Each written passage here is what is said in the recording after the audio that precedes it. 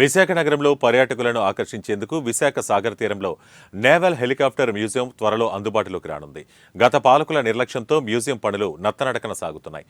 అయితే ఇటీవలే Visakhapatnam metropolitan region development authority చైర్మన్గా ఎంవి ప్రణవ్ గోపాల్ పదవీ బాధ్యతలు స్వీకరించడంతో పరిస్థితి మారింది. విశాఖ నగరంలో ప్రణవ్ గోపాల్ సుడిగాలి పర్యటనలు చేస్తూ అసంపూర్తిగా ఉన్న అనేక పనులను పరిశీలిస్తూ తక్షణమే వాటి నిర్మాణాలను పూర్తి చేయాలని అధికారులను ఆదేశిస్తున్నారు. ఇందులో భాగంగా ఆర్కే బీచ్లోని naval helicopter multilevel car parking project పనులను వీఎంఆర్డీఏ కమిషనర్తో కలిసి ప్రణవ్ గోపాల్ ఈరోజు ఆకస్మిక తనిఖీలు నిర్వహించి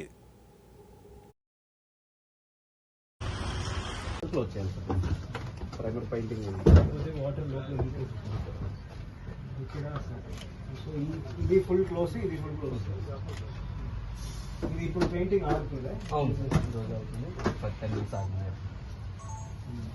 ఈరోజు పెయింటింగ్ అయిపోతుంది.